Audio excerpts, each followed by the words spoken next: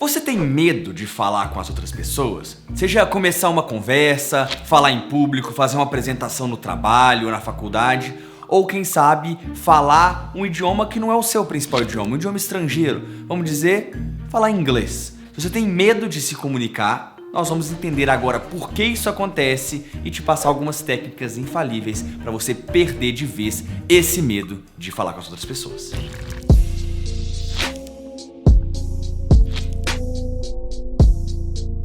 Hey guys, how's it going? Aqui é o Lucas Gilbert e nesse nosso canal aqui que a gente sempre falou muito sobre inglês, agora também estamos falando cada vez mais sobre comunicação, porque no final das contas as pessoas elas não conseguem falar inglês não por falta de técnica, não por falta muitas vezes de vocabulário ou de gramática, simplesmente porque elas travam, até mesmo em português. E hoje vamos falar sobre como perder o medo de se comunicar. Em inglês, essa situação ainda piora. E a verdade é que, por que nós temos medo? Para a gente conseguir perder o medo de alguma coisa, a gente tem que entender por que temos esse medo. E basicamente a gente tem medo de falar com as outras pessoas, falar em público muitas vezes, porque a gente tem medo de parecer bobo, parecer tolo, parecer diminuído, parecer pior do que as outras pessoas, porque a gente acha sempre que a gente está sendo julgado. Então, se eu falo uma bobagem, o que as pessoas vão pensar de mim?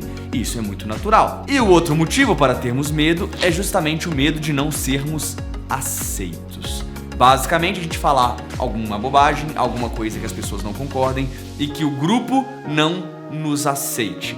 Que a gente fique excluído, marginalizado, não da sociedade como um todo, mas daquele grupo específico que você deseja fazer parte, daquela pessoa que você gostaria de ter um relacionamento mais próximo, você gostaria de se aproximar, seja por razões pessoais ou profissionais, e aquela pessoa te rejeitar é algo ruim. Vou te contar uma história agora, basicamente da humanidade. Vamos entrar num momento nerdola pra vocês. E por isso, antes de a gente entrar no nosso momento nerdola, já quero que, se você tá gostando desse novo canal, da minha volta aqui pro YouTube, que você já deixa o like no vídeo, já se inscreva aqui no canal, venha fazer parte aqui da nossa família no YouTube, que a gente tem uma pausa aí de quase 2 anos, mas estamos voltando agora aos pouquinhos e, lógico, compartilhe isso aí, vira uma tia do Zap, manda mensagem aí no Zap pros outros, fala: Lucas voltou, os vídeos estão legais. Deixa eu te contar o momento nerdola aqui, o momento nerd, sobre história de por que a gente é assim, tá? Antigamente, há milhares e milhares de anos atrás, no início do ser humano na Terra, quando a gente ainda estava ali no continente africano, a origem ali do ser humano, o ser humano ele não vivia em sociedades como é a sociedade de hoje.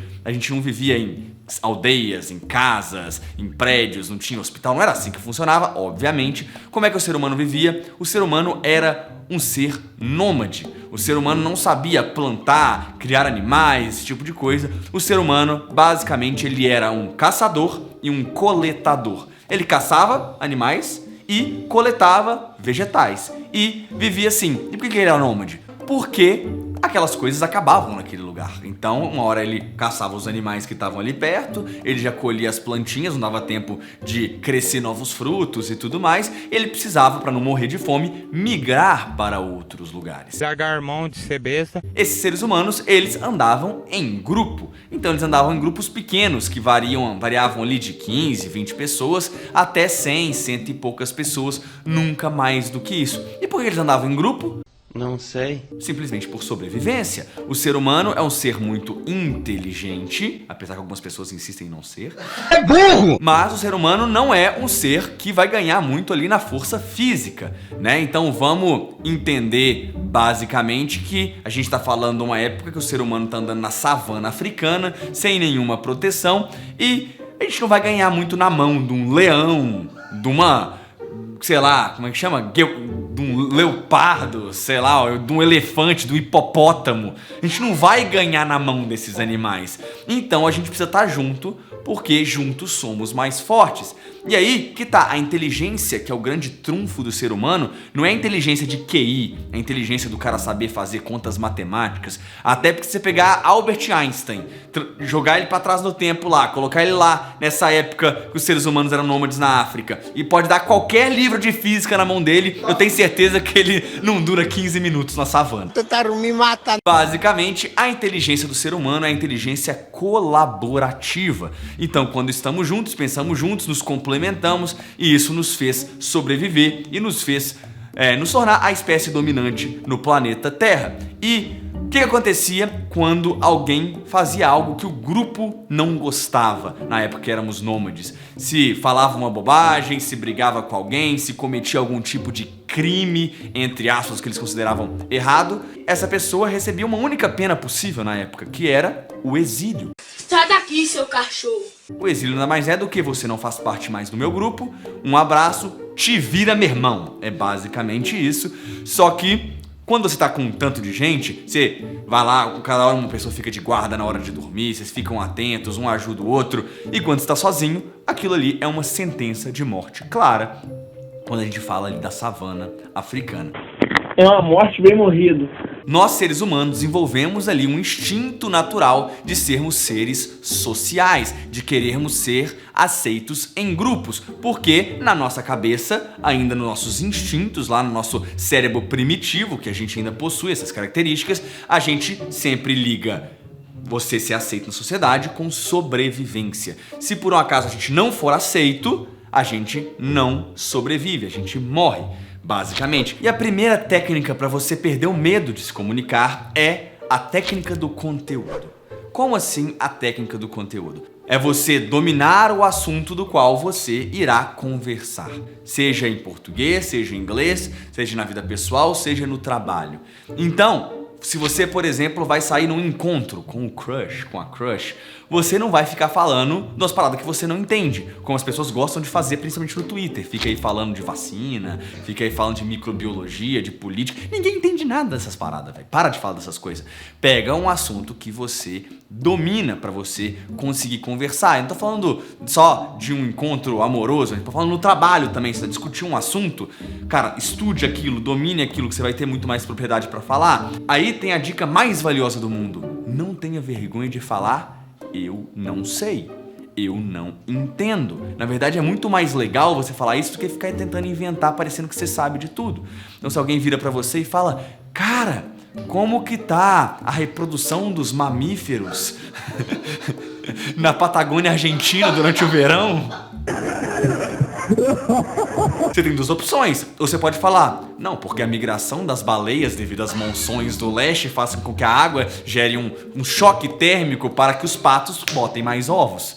Ou então você pode falar, cara, foi mal, velho, eu não entendo muito sobre isso. O que você sabe? Poderia me ensinar um pouquinho? Conta um pouquinho e aí você escuta. E as pessoas gostam de ser escutadas, ainda mais quando são assuntos que elas gostam. Então, você tem duas opções. Ou você pode pagar de entendido e ser superficial em tudo na vida, ou você pode simplesmente falar, eu não sei, e se oferecer para aprender com outra pessoa. E a pessoa vai adorar falar de um assunto que ela gosta. E você escuta e você tá ali ganhando aquela comunicação, aquela abertura, e quando você for entrar num assunto que você domina, a outra pessoa vai estar aberta também para poder te escutar.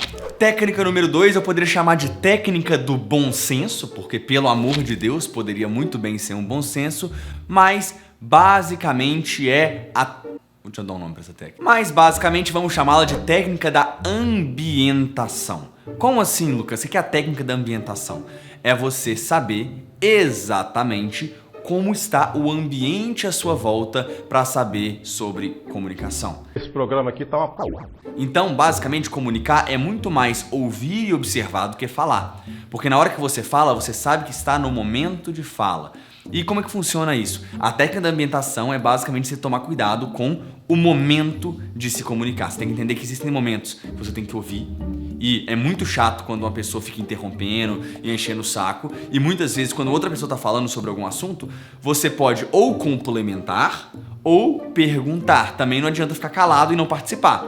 Sempre ou complemente alguma curiosidade, alguma coisa que você já ouviu falar, ou então pergunte, olha, não entendo muito disso, mas eu tenho essa dúvida, porque isso vai fazer com que você se mostre interessado naquele assunto e você vai ter a hora certa de introduzir um assunto, complementar um assunto, a hora de você falar, porque o medo de falar é o medo de todas as atenções estarem em cima de você e você acabar pisando na bola, digamos assim. Mas se você tá contextualizado, sabe, pô, agora as pessoas estão aqui sobre esse assunto, deixa eu complementar, deixa eu falar um pouquinho nisso aqui, você vai treinando.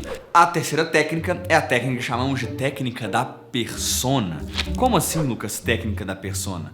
Você perde o medo de se comunicar quando você entende muito bem, previamente, para quem você tá falando. Porque pensa você no trabalho, em casa com a família e com os amigos. Cara, eu duvido que você fala os palavrões que você fala com seus amigos no seu trabalho. Quer dizer que você é uma outra pessoa, que você é duas caras? Não! A gente se adapta. Nós somos a mesma pessoa em várias versões, a gente se comunica diferente em ambientes diferentes. Em casa você vai falar com sua mãe de um jeito e às vezes com seu irmão de outro jeito, com a sua irmã de outro jeito.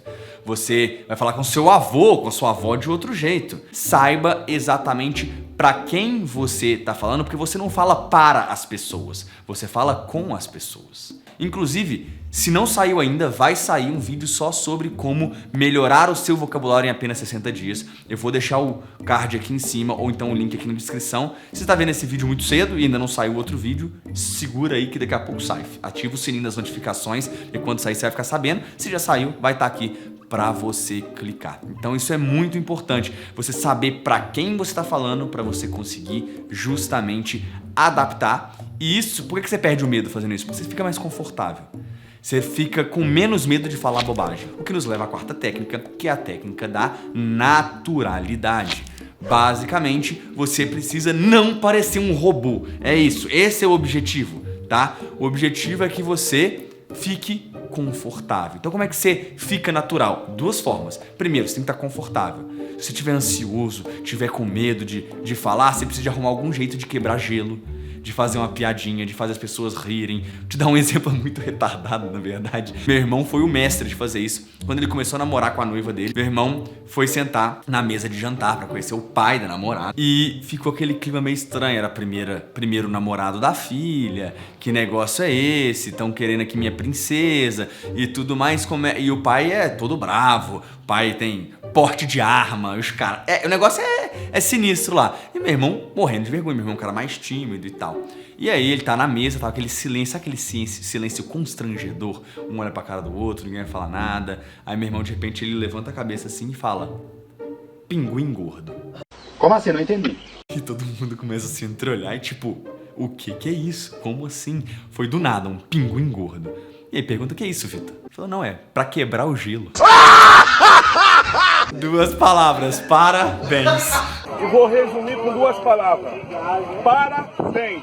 Quebrou o gelo, as pessoas começaram a rir, aí já virou piadinha, aí um comenta com o outro e pronto, quebra o silêncio ali. O tiozão, isso aí é a melhor coisa. Pô, pois é, por que você acha que o tiozão faz o pavê pra comer? É pra quebrar o gelo. O tiozão é um sábio que a gente não tinha entendido. Ele era um gênio incompreendido, é o tiozão, velho. A entidade tiozão precisa ser preservada, porque o tiozão sabe quebrar o gelo da parada, velho. A verdade é essa. Então, você tem que dar algum jeito de ficar. Aí você fica mais confortável, você relaxa, você já vai ser zoado, você vê que não é tanto um problema e você fica mais tranquilo. E a outra forma também é basicamente você fingir. Primeira reunião que eu fiz com o Whindersson Nunes, eu tava fingindo um costume danado. Tô eu lá na reunião, sentei lá com ele queria pensar no curso novo dele, não sei se vocês já viram aí o Como Ser Interessante na internet, só que ele não sabia quais eram as ideias do curso e eu cheguei pra ajudar, me chamaram pra ajudar a montar o produto dele, sentei e aí, e aí, como é que você tá? E a gente só conversando ali, tentando fingir naturalidade e por dentro eu tô assim, caramba, é o Whindersson Nunes na minha frente. Eu já tava, tipo, tremendo por dentro. E lá na frente eu tava, tipo, fingindo uma grande naturalidade. E ele sentiu isso. Porque quando a pessoa percebe que está natural, ela também relaxa. Então ele começou um pouco mais tenso, ele foi se soltando, foi falando mais. E aí, realmente ficou mais natural. Então eu fingi no início e as coisas foram melhorando depois. Lógico, depois que terminou a reunião, eu já postei um story, tipo, eu fiz uma reunião com o Whindersson, meu Deus. E aí hoje em dia, pô, já encontrei com ele várias vezes depois. E hoje em dia é uma coisa muito mais tranquila, muito mais natural, porque a gente acostuma. E perceba que as técnicas estão todas conectadas. Você domina o conteúdo, você sabe pra quem você tá falando, e aí isso faz com que você se comunique de uma forma mais natural, mais tranquila, entenda o ambiente, saiba quando falar, quando escutar. E por fim, a gente tá falando da última técnica, que é a técnica da linguagem não verbal, que é basicamente linguagem corporal. Quando você cruza os braços, quando você olha para trás, quando você fala com um tom um pouco mais baixo, isso passa uma mensagem para o seu cérebro que aquilo ali é intimidador, que aquilo ali realmente dá medo, então você fica cada vez mais com medo. Quando você abre o peito, sorri, fala num tom mais alto, tem um vídeo aqui sobre como ficar mais confiante, eu acho, para falar em público, uma coisa assim. Basicamente, como você consegue ter mais confiança para falar, vai estar aqui em cima, justamente para você conseguir assistir também, que eu falo sobre olhar nos olhos, mais sobre linguagem não verbal e tudo mais. Demorou? Tamo junto e vejo você no próximo vídeo.